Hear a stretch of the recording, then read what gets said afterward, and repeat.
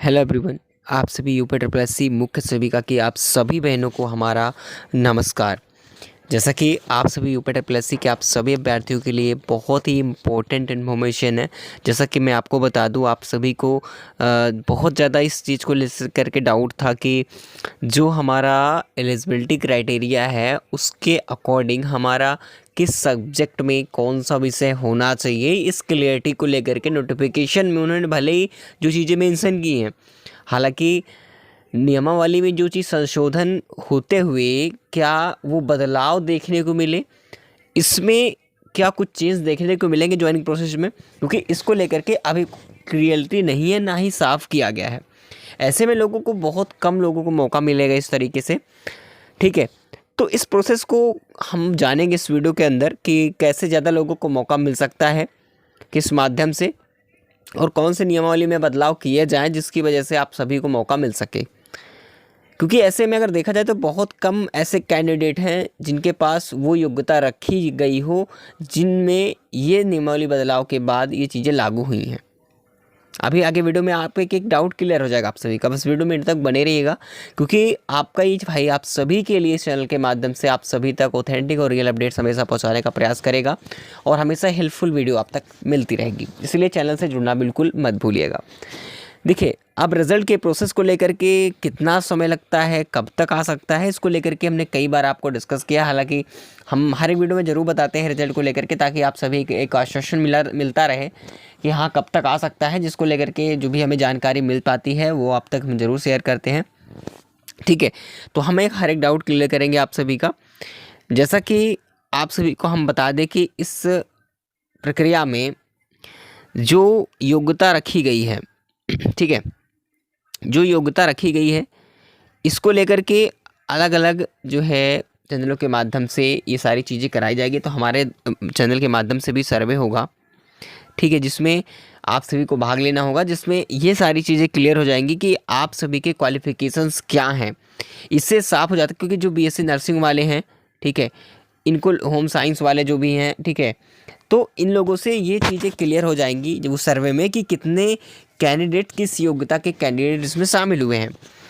क्योंकि देखिए, आप लोगों को एक तो क्लियरिटी बिल्कुल साफ आ रही है सामने कि करीब हमारे पास जो 34,400 जो है, करीब 95 के आसपास, करीब मान के चलो कि 35,000 हमेशा लेकर के चलते हैं आंकड़ा, तो हम 35,000 मान के चलते हैं कि 35,000 कैंडिडेट्स अगर एग्ज़ाम में बैठे हैं, ठीक है, तो अगर ये सोचो कि अगर आपके क्वालिफ़िकेशंस अगर होती, ठीक है, अगर आपके इस जो नया नियमावली संशोधन होता तो उसमें क्या होता कि कुछ बदलाव तो करना होता। अभी तो उन्होंने किया कुछ नहीं है, बस पुराने पैटर्न पे सारी चीज़ें कराई है। पुराने जो पहले ही सारी योग्यताएं रखी गई थी आज कई साल पहले भी, वो भी आज भी वही जिंदा है। उस माध्यम से ही आपका एग्ज़ाम लिया गया है, आपकी योग्यता को लेकर के इसमें फॉर्म फिलअप कराया गया है। अगर वो योग्यता ना मांगा होता पहले जैसे, तो मैं ये जानता हूँ कि ये चीज़ें बिल्कुल क्लियर हो जाती कि यहाँ पर जो आज 35,000 कैंडिडेट एग्ज़ाम दे रहे हैं, यही आज लाखों में कैंडिडेट्स होते।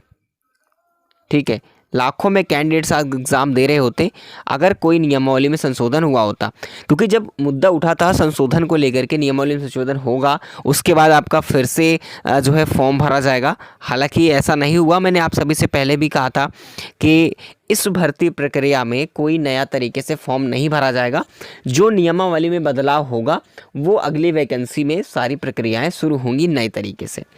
लेकिन क्या हुआ है कि जो हमारी 2022 की मुख्य सेविका की भर्ती आई है, ठीक है, 2022 में जो हमारी मुख्य सेविका की भर्ती ये वाली आ रही थी, इस भर्ती प्रक्रिया में आज से करीब जो है पिछले कई सालों से, ठीक है, पिछले कई सालों की बात करें तो यही पुरानी नियमावली है। ठीक है, पुरानी नियमावली के तहत जो है आपका फॉर्म है वो फिलअप कराया गया है, इसमें कोई बदलाव नहीं किया गया।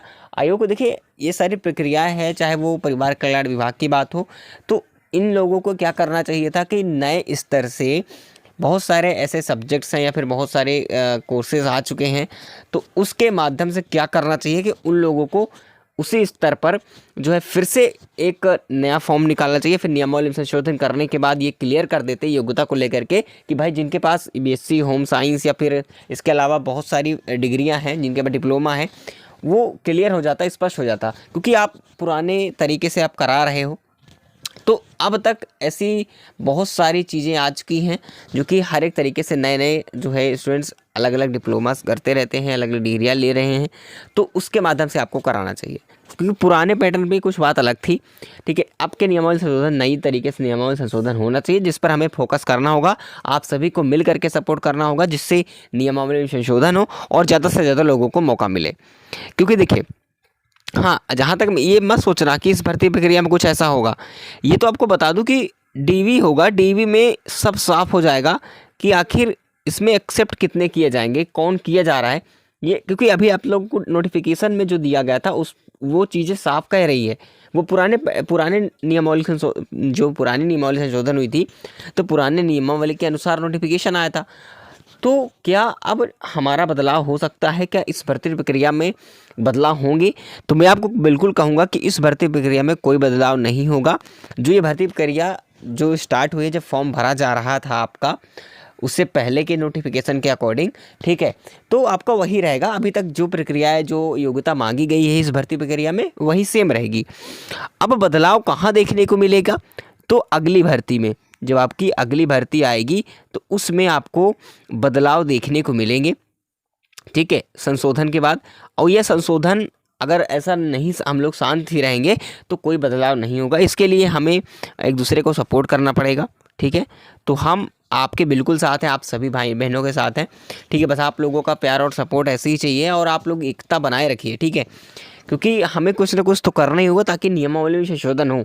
हमें योग्यता को लेकर के मांग करनी होगी कि जो और योग्यता वाले जो बेचारे बैठे हुए हैं, बीएससी होम साइंस वाले, फिर जो भी हैं डिग्री विज्ञान वाले, तो भाई वो तो अलग हैं ही, ठीक है, उनको तो अलग बात है, वो उससे कोई मतलब नहीं है। लेकिन जो इसी होम साइंस की मैं बात कर रहा हूँ, गिरबेक बहुत अलग चीज़ है, ठीक है, उससे कोई मतलब नहीं है। हालांकि होम साइंस वालों की मैं बात करूँ तो इन सारी प्रक्रियाएँ हो रही हैं, ये होगी भी।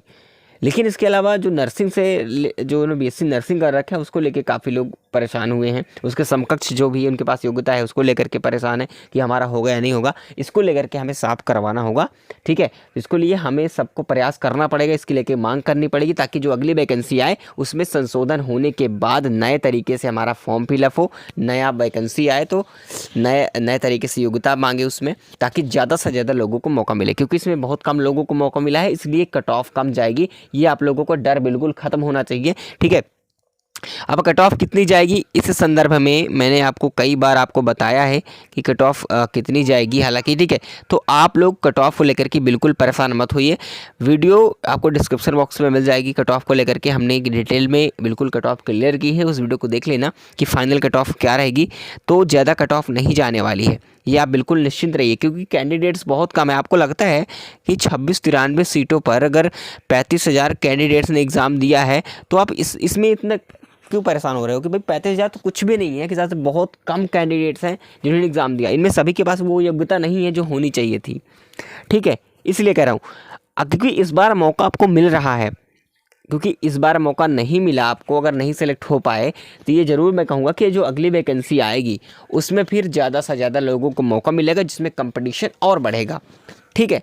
हालांकि मिलना भी चाहिए मौका ज़्यादा से ज़्यादा लोगों का, इसीलिए नियमावली संशोधन होना बहुत ज़रूरी है। और जैसे ही कोई बदलाव होता है तो आप लोगों को हम ज़रूर बताएंगे। हालांकि इस भर्ती प्रक्रिया में ऐसा कुछ नहीं लग रहा कि आगे कुछ बदलाव होगा। वो आपकी फाइनल मेरिट लिस्ट और डॉक्यूमेंट वेरिफिकेशन में सब कुछ साफ हो जाएगा, किस योग्यता के तहत ये सारी सिलेक्शंस होंगे, ठीक है। तो आपका जो रिज़ल्ट का प्रोसेस है, मैं आपको बता भी देता हूँ कि भाई रिज़ल्ट का प्रोसेस कहाँ तक या फिर कब तक आ सकता है। तो रिज़ल्ट देखिए, आपका रिज़ल्ट इस समय तो नहीं आने वाला है।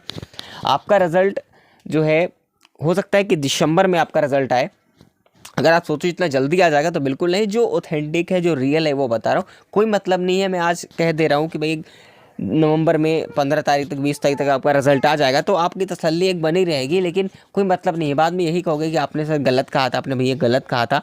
लेकिन जो रियलिटी है वो बता रहा हूँ कि दिसंबर से पहले आपका रिजल्ट नहीं आने वाला है, ठीक है। अभी आपका रिवाइज आंसर की आएगा, उसके बाद सारी प्रक्रियाएँ शुरू होंगी। तो बाकी चलिए मिलेंगे नेक्स्ट इन्फॉर्मेशन में, तब तक के लिए जय हिंद, जय भारत।